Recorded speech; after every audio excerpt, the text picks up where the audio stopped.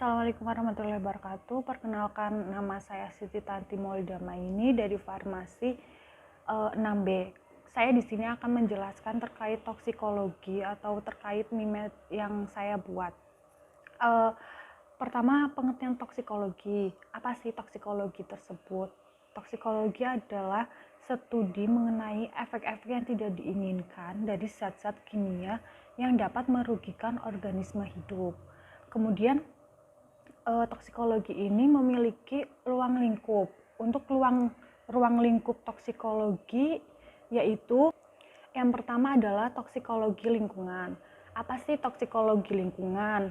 Dan apa saja contohnya? Toksikologi lingkungan merupakan dampak macam-macam zat kimia yang berpotensi merugikan serta muncul sebagai polutan lingkungan bagi organisme hidup.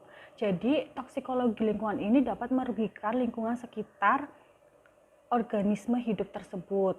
Lalu, apa yang disebut dengan polutan? Polutan adalah suatu zat yang didapatkan di dalam lingkungan yang dapat merugikan bagi kehidupan organisme, khususnya manusia, dan sebagian termasuk perbuatan dari manusia itu sendiri. Kemudian apa saja contoh dari polutan tersebut?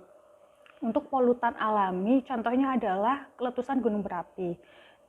Semisal ada letusan gunung berapi, berarti kan ada asap yang keluar dari gunung berapi tersebut. Lah, asap itu dapat menjadi toksik atau menjadi racun bagi organisme hidup yang ada di sekitarnya. Kemudian untuk polutan buatan itu ada pembuangan berbagai jenis limbah ke lingkungan secara sengaja maupun tidak sengaja. Jadi semisal limbah pabrik dibuang di sungai-sungai sekitar pabrik tersebut. Nah, itu akan menjadi toksik atau akan menjadi racun bagi ekosistem yang hidup di sungai tersebut. Jadi itu termasuk dalam toksikologi lingkungan. Yang selanjutnya atau yang kedua adalah toksikologi forensik. Apa sih toksikologi forensik itu dan apa caranya bisa termasuk toksikologi forensik? Jadi toksikologi forensik itu merupakan cabang ilmu toksikologi yang mengkaji aspek medis dan aspek hukum atas pengaruh berbahaya zat kimia pada manusia, dengan cara melakukan analisis kualitatif maupun kuantitatif dari racun sebagai bukti fisik dan menerjemahkan temuan analisisnya ke dalam ungkapan apakah ada atau tidaknya racun yang terlibat dalam tindak kriminal yang dituduhkan. Biasanya ini sebagai bukti dalam tindak kriminal di dalam pengadilan. Kita ambil contoh saja pada kasus yang dulu pernah heboh di Indonesia, yaitu kasus kopi Jessica atau sianida yang terdapat di kopi. Di situ kita bisa mengidentifikasi apakah si korban tersebut di dalam tubuh korban tersebut adanya zat sianida atau tidak. Kita bisa mengidentifikasi dan itu termasuk dari toksikologi forensik.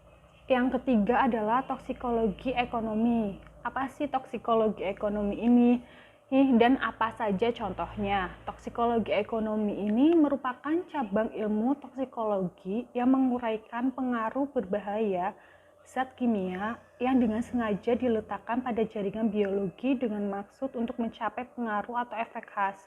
Contoh dari toksikologi ekonomi ini adalah obat, zat tambahan makanan, dan pestisida. Itu adalah termasuk atau masuk dalam toksikologi ekonomi.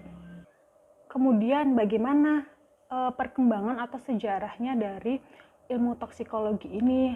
Jadi ilmu toksikologi ini berawal dari konsep sederhana, yaitu racun atau toksik. Toksik ini berasal dari bahasa Yunani yang berarti panah. Jadi pada zaman dahulu si toksik ini biasanya digunakan pada ujung panah supaya bisa melumpuhkan musuh pada peperangan. Kemudian siapa saja sih tokoh-tokoh atau tokoh sejarah yang ilmu yang bersangkutan dengan ilmu toksikologi ini? Yang pertama adalah Caraka Samhita. Caraka Samhita ini menyatakan bahwa tembaga, besi, emas, timbal, perak, seng bersifat sebagai racun. Dan di dalam Surata Samhita ini atau buku Caraka Samhita ini banyak menulis racun dari makanan, tanaman, hewan, dan penangkal racun gigitan ular. Kemudian yang kedua adalah Hippocrates. Hippocrates ini pada tahun 460 sampai 370 sebelum Masehi. Hippocrates ini banyak sekali menulis tentang racun bisa ular, dan di dalam bukunya juga menggambarkan bahwa orang Mesir kuno telah memiliki pengetahuan penangkal racun, yaitu dengan menghambat laju penyerapan racun dari saluran pencernaan. Kemudian di tahun 1493 sampai 1541 itu ada Philippus Aurelius. Nah, Philippus Aurelius ini merupakan toksikolog besar yang pertama kali meletakkan konsep dasar dari toksikologi, yaitu yang menyatakan suatu zat adalah racun dan tidak ada yang tidak beracun, hanya dosis yang membuatnya menjadi tidak beracun. Nah, pernyataan ini menjadi dasar bagi konsep hubungan dosis, reseptor, dan indeks terapi yang berkembang di kemudian hari bahkan sampai saat ini. Kemudian yang terakhir adalah Matthew Joseph.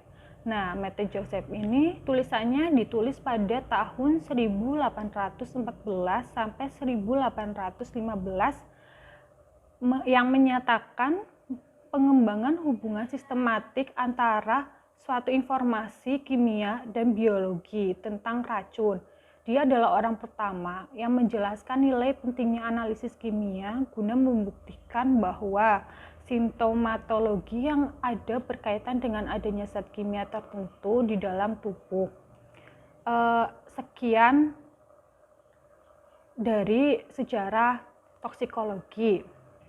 Lalu selanjutnya, apa sih pentingnya kita mempelajari toksikologi? Yaitu pentingnya kita mempelajari toksikologi yaitu untuk mempelajari keracunan dari berbagai zat kimia, terutama pada obat. Sekian penjelasan dari saya. Apabila ada kata-kata saya yang salah atau kurang berkenan, saya mohon maaf. Wassalamualaikum warahmatullahi wabarakatuh.